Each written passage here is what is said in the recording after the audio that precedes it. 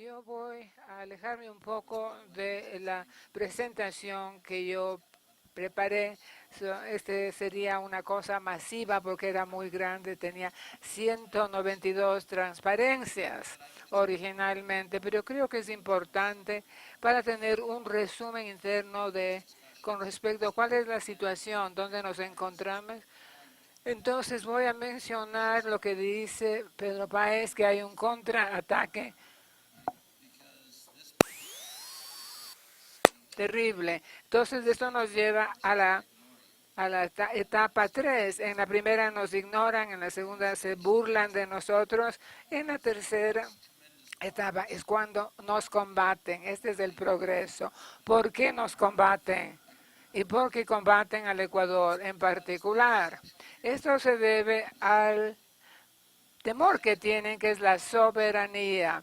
Es que es un Estado nacional que está restableciendo su soberanía. Y desde luego Ecuador se encuentra en este proceso. Túnez está trabajando para tratar de lograr precisamente esto. Grecia tuvo la oportunidad y creo que hasta ahora no se ha podido, pero hay partidos políticos que están tratando de restablecer la soberanía griega y creo que esto es algo que ellos no pueden soportar, porque hemos hablado sobre las corporaciones, los bancos de financiamiento, pero realmente son los directores de las juntas directivas, los presidentes, gerentes generales, etcétera, que trabajan en su propio beneficio y no tienen Estado. Ellos son apátridas. Pueden tener contextos patrióticos para conseguir clientes, pero ellos no lo creen. Ellos creen en sí mismos. Esto no es nada nuevo. No es algo que proviene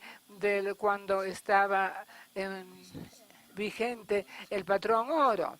Una de las cosas que se dice es que los banqueros ingleses financiaron las compras de armamentos cuando estábamos combatiendo a los británicos y utilizaron entonces estos recursos para matar a sus propios ciudadanos y lo hacen en todo el mundo.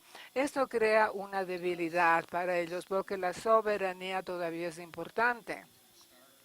Uno puede comentar con el himno nacional, todos tenemos diferentes reacciones ante esto, pero con frecuencia ellos realmente lo que hacen es remover todas las memorias que tenemos. Estamos todavía conectados con la soberanía, la mayoría de nosotros, y este es un riesgo que ellos no pueden tolerar.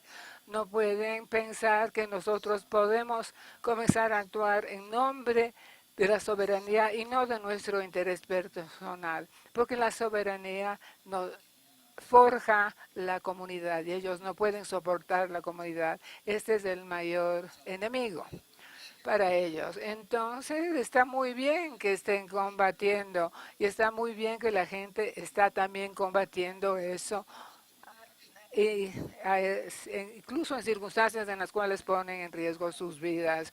Yo nunca tuve que hacerlo, yo no puedo comparar esto con otra realidad, pero no quiero presentarles una historia optimista. Quiero que regresemos a los Estados Unidos de 1986. En esta crisis de los ahorros de crédito, eran los bancos que hacían préstamos para adquirir casas.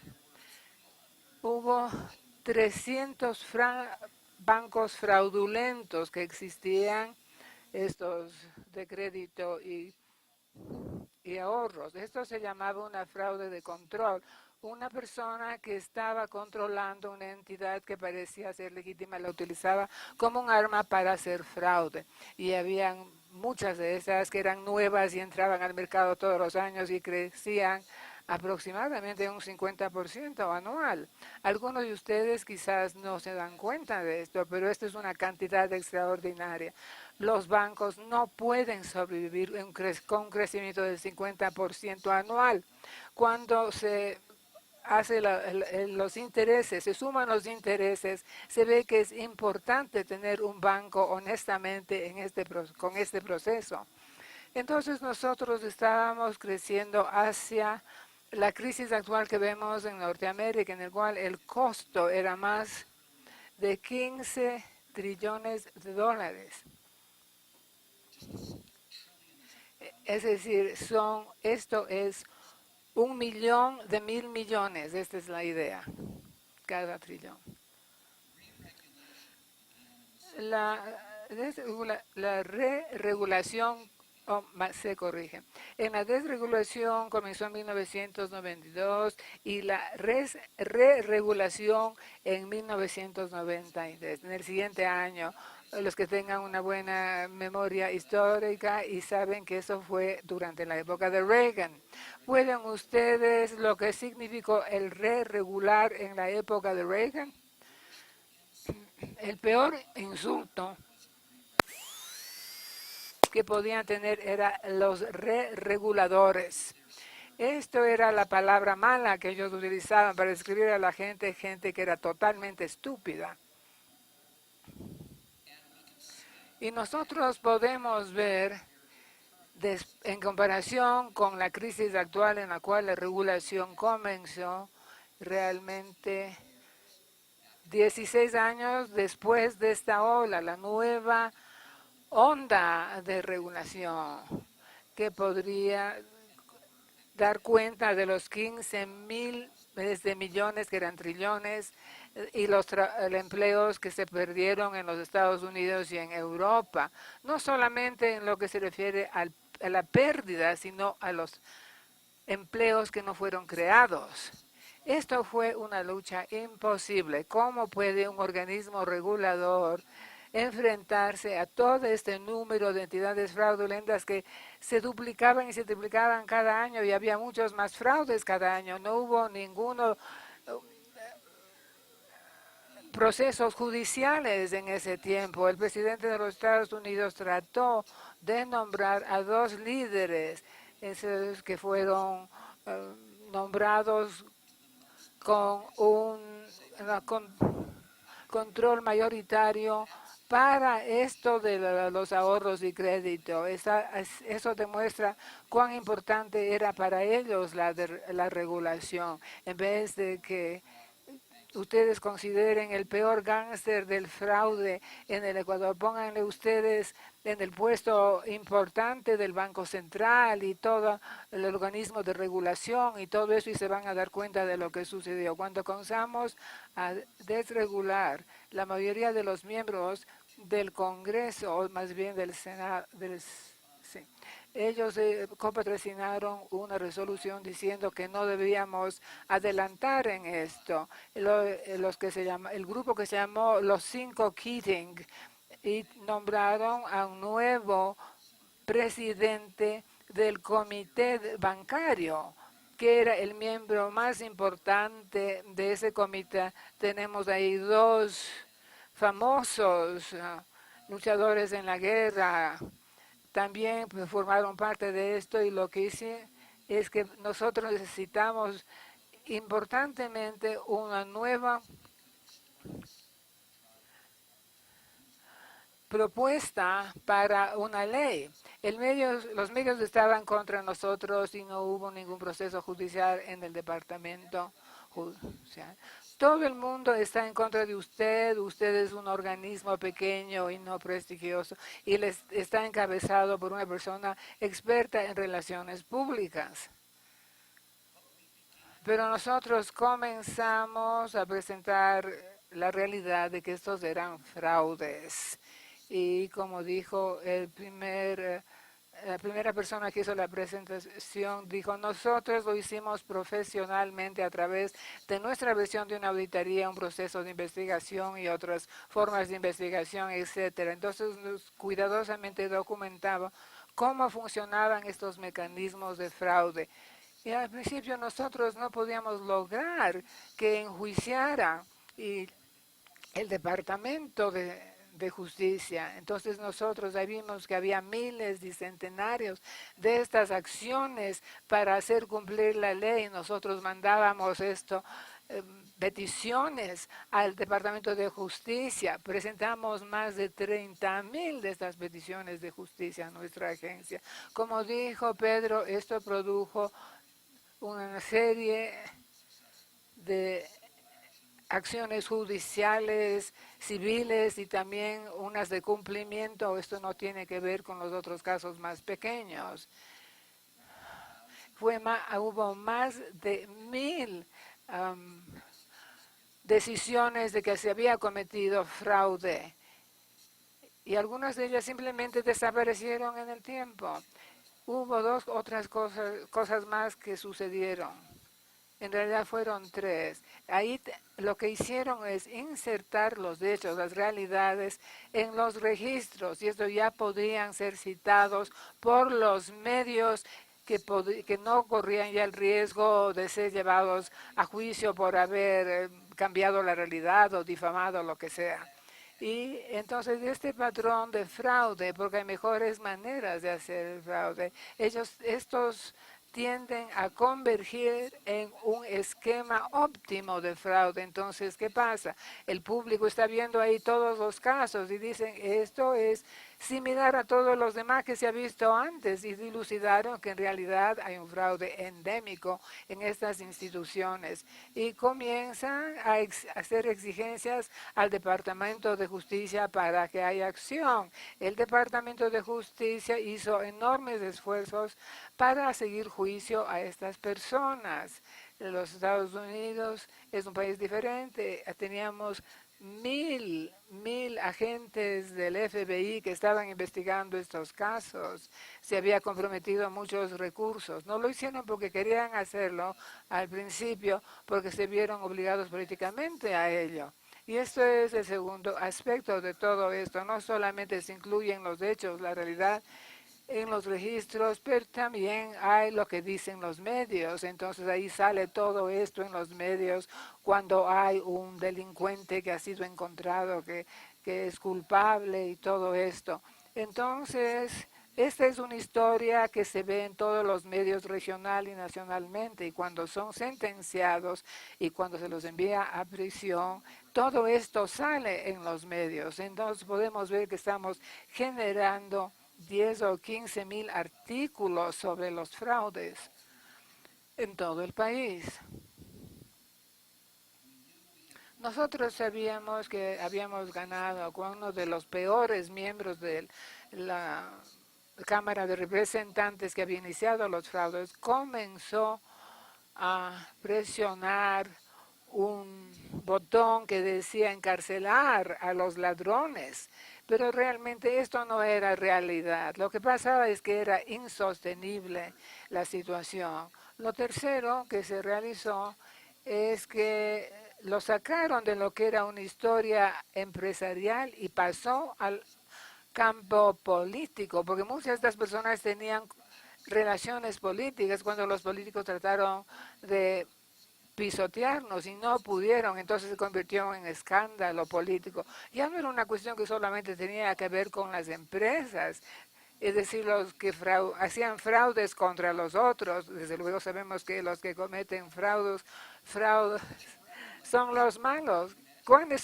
¿Quiénes son los buenos en esta historia? Son los reguladores financieros. Yo creo que es casi imposible pensar que nosotros éramos los buenos y los mejores, porque esto se veía en la prensa y quizás había algo de verdad en lo que se escribía en la prensa y repentinamente obteníamos apoyo de la gente prestigiosa, la gente decente, la gente buena que escribía todas esas cosas en los Estados Unidos, en los más importantes periódicos de los Estados Unidos. Entonces esto sufrió una transformación, porque en el medio de toda esta lucha de tratar de combatir este desastre tremendo y esta crisis de estos bancos de ahorro y crédito, esto se convirtió en una pérdida de 150,000 millones, que hasta entonces era el peor escándalo. Claro, ahora tenemos otra.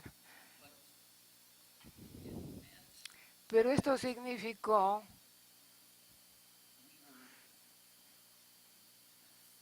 que estábamos combatiendo en esta guerra y luego salió a flote el segundo frente. Algunos de ustedes han estado desde luego en los Estados Unidos, pero quizás no se den cuenta de que los buenos fraudes financieros en los Estados Unidos comienzan en el condado Orange en los Estados Unidos. Nosotros éramos los reguladores regionales y y lo que se llama actualmente, porque estoy hablando de 1950, esto se llamaban los préstamos mentirosos, porque realmente no se sabían quién era el comprador de una casa que iba a pedir un préstamo para cubrir algo que no existía. Entonces, puesto que no éramos tan estúpidos, pensamos en que deberíamos salir al campo de los hechos y escuchar a la gente. ¿Qué está sucediendo? Es estúpido. Solamente una persona deshonesta haría esto. Este es el primer idea práctica que hubo. Hay que ver las cosas que son muy sensibles como esquemas de fraude, pero que realmente no tienen ningún sentido para los negocios decentes. Entonces ahí es cuando uno se da cuenta. Estos son todos los términos que se utilizan en el lenguaje de fraude. Estas cosas no solamente nos permiten detectar el fraude temprano, sino enjuiciar este caso. Porque realmente lo que no tiene sentido para un banquero honesto tiene sentido para un banquero deshonesto. Esto es así.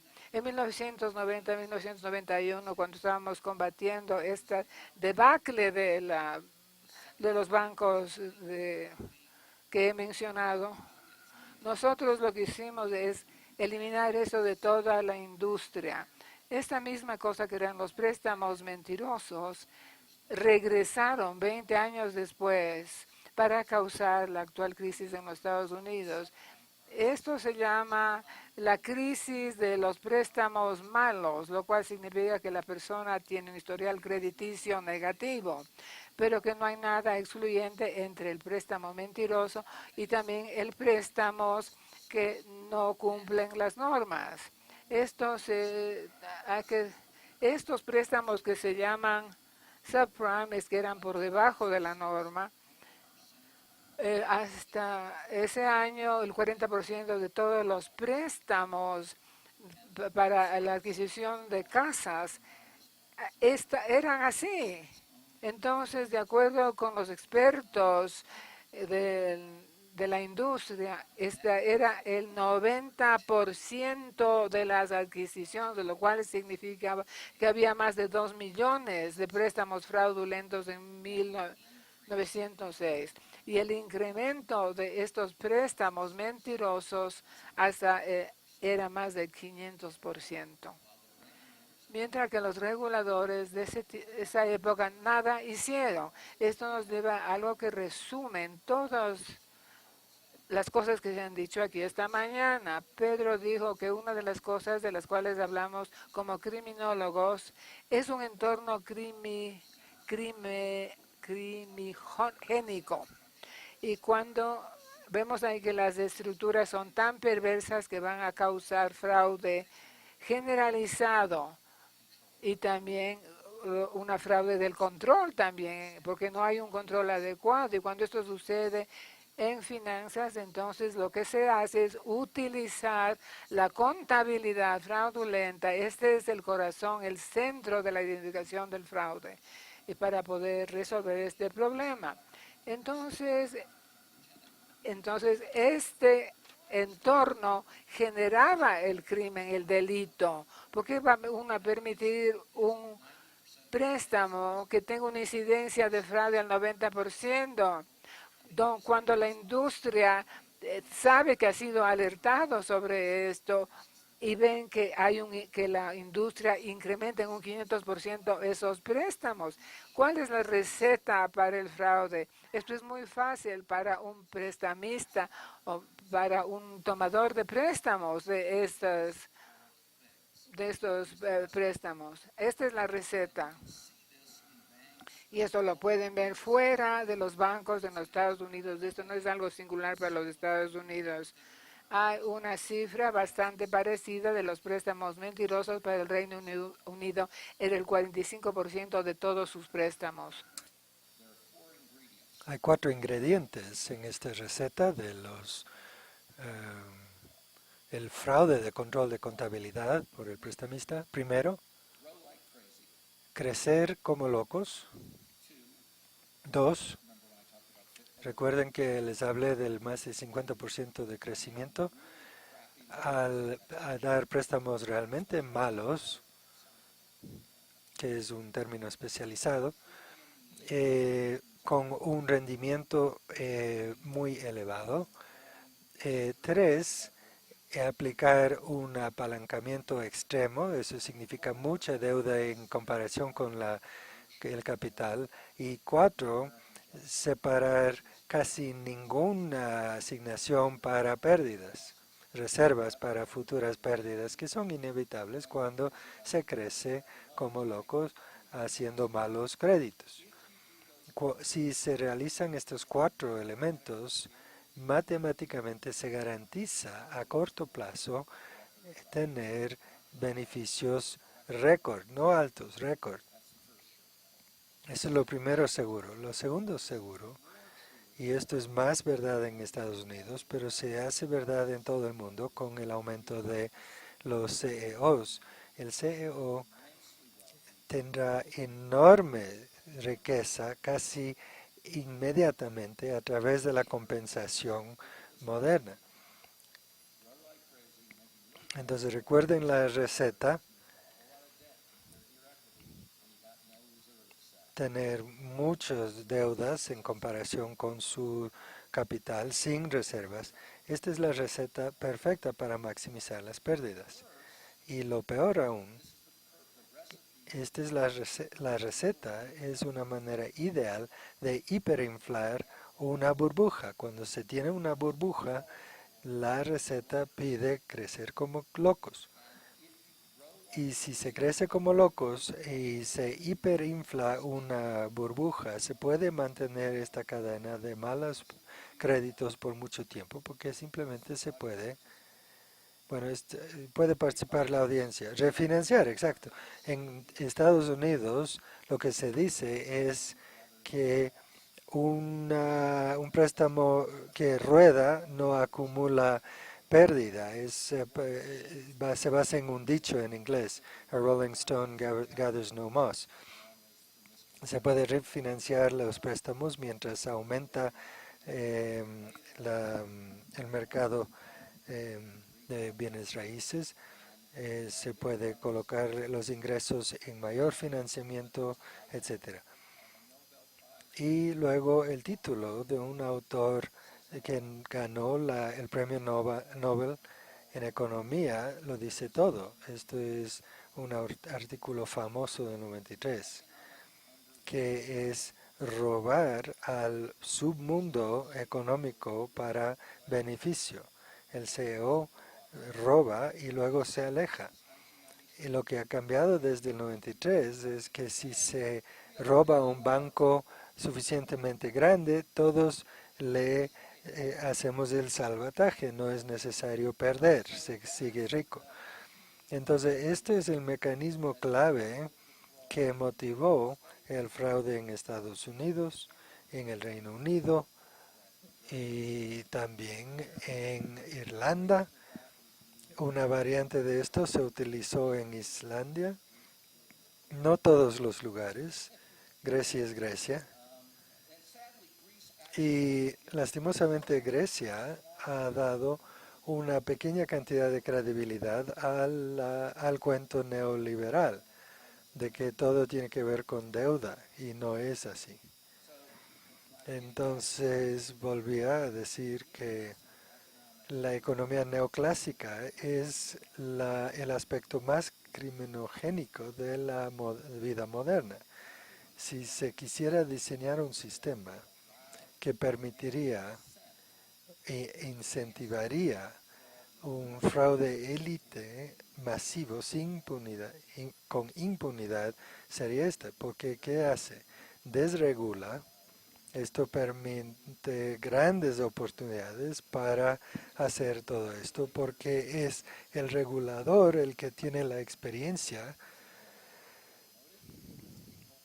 y el personal para poder hacer la auditoría, la investigación y encontrar estas cosas. Incluso los especialistas del FBI no pueden encontrar un fraude sofisticado. Entonces, si los reguladores no están en el caso y son reemplazados por líderes antirreguladores, van a tener impunidad de facto.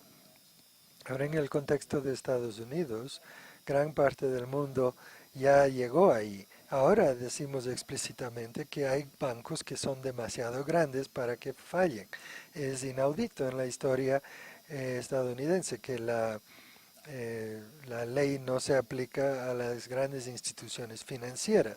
Hay muchos casos donde no se les ha enjuiciado, pero siempre en teoría se podía enjuiciar. Y en muchos casos era la realidad, gente muy poderosa a lo largo de la historia de Estados Unidos. Y también en otros países, si miramos la historia. Y esto vuelve a mi idea de no dejarse vencer, no ser de mala voluntad. Es asombroso qué tan poderosa es la gente hasta enfrentar un juicio y luego descubren de que no son tan poderosos en varias circunstancias. Entonces, como primera etapa está la desregulación. La segunda etapa es la teoría de la compensación ejecutiva moderna. Esta es una teoría realmente rara porque y los que ganaron el premio Nobel en economía dijeron, no se puede confiar en los CEOs, existen para robar a la corporación, entonces hay que um, pagarles lo suficiente como para que se comparten como si les importara los accionistas. Ahora, ¿quién diseña la compensación? ¿Lo va a hacer para que él solo gana si ganan los accionistas? Sería absurdo y no lo hacen. Empíricamente los mejores administradores no lo hacen. Es otro elemento criminogénico. 3 es la competencia y relajación regulatoria que ganó en la ciudad de Londres. Entonces, aunque Estados Unidos es bastante malo en términos de los bancos, habrán notado que fraude tras fraude tras fraude se ubica en la ciudad de Londres y que aún las operaciones bancarias de Estados Unidos que están malogradas como JP Morgan, todos estaban en la ciudad de Londres por buena razón, porque los británicos prometieron reglamentos débiles, lo más débil posible.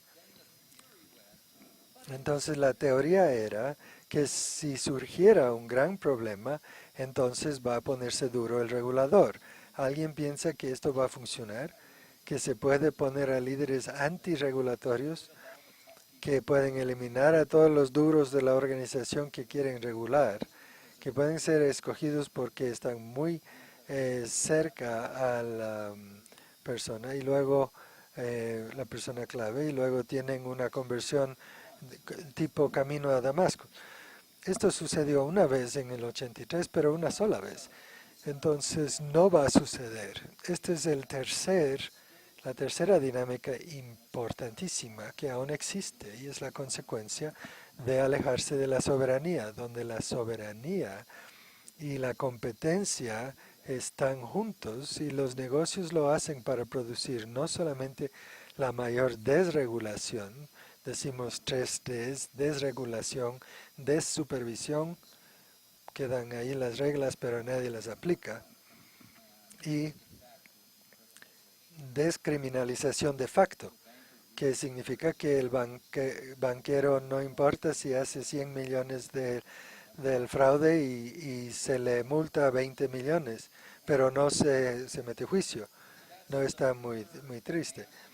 Entonces, ese es el tercer aspecto de descriminalización masiva de la vida moderna y lo hemos empeorado con dogmas neoclásicas que dicen que la forma como responderemos cuando producen una epidemia de fraude, una hiperburbuja y generan una crisis, vamos a quitarles el empleo a más gente, porque la respuesta a una recesión es generar una depresión.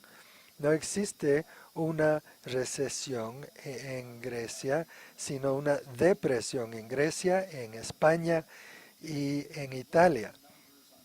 Si miramos las cifras del desempleo, que la gente ha maquillado con mejores números para la Gran Depresión en Estados Unidos, los números son mayores actualmente que durante esa Gran Depresión estadounidense. Y con esto volvemos a la competición que tiene la gente, pero ahora son trabajadores y no solamente los no preparados, sino muchos de los más capacitados están en condiciones de competición. Y yo he estado ahí en Irlanda. La estrategia es reducir em, los sueldos para que puedan competir con los españoles. Y en España su estrategia es reducir sus sueldos para poder competir con los portugueses, que compiten con los italianos, que compiten con los turcos, y esto se llama la estrategia del camino a Bangladesh. Es totalmente absurdo tomar decenas y ahora ventenas de personas que quieren trabajar, que son capaces de trabajar, y destruir todo ese PIB, todo lo que podían haber producido. Pero es peor que eso porque a los seres humanos nos gusta trabajar. Contrario a lo que dice la derecha, la gente encuentra valor en el trabajo y todos los estudios psicológicos en todos los países del mundo han encontrado que los hombres, especialmente desempleados, no son personas felices. Es horrible y es realmente horrible si se trata de personas de 15 a 25 años de edad, hombres.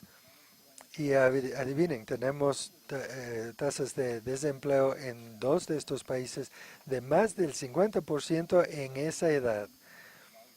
Entonces yo soy de orígenes irlandeses y se dice cuál es la principal exportación de Irlanda, son los irlandeses. Entonces con eso llego al término, por eso temen al Ecuador, porque el Ecuador realmente sí hizo la auditoría y realmente sí dijo no vamos a pagar estas deudas.